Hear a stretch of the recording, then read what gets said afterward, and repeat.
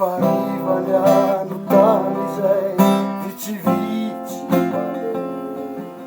tovolay araiky zay nanaty tanànane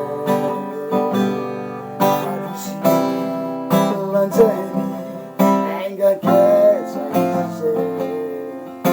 manano tiamety aray mazakazaka natsovako nanotany ako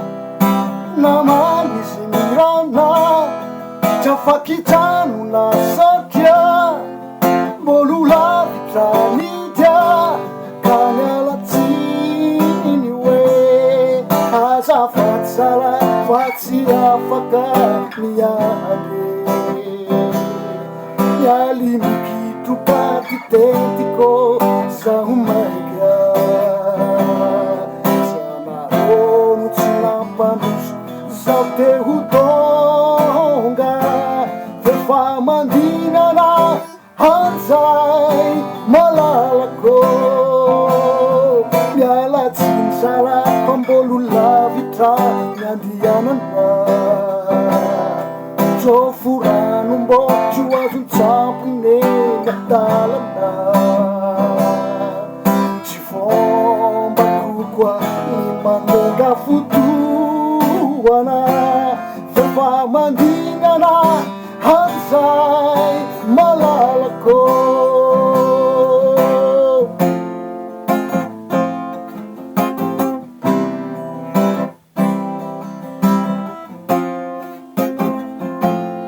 nitoizany milany ny divizitsy zao salasasay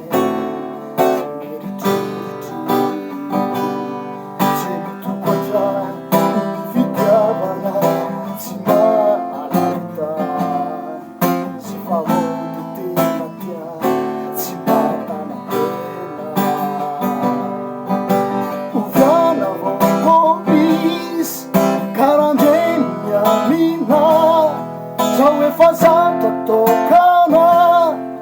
zaho zeny lafanay oviana vaokoavy ny anjarako ambiavy izaho tokana mila namana tomba oviana hatramizay zala ny foko mbola manande mananambady avy rizoky sy rizande zaho raiky tavela mipetraka amorondalana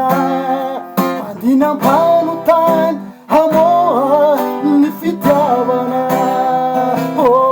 hatramizay zala ny foko mbola mande mananambady avy rizoky sy rizande zaho raiky tavela mipetraka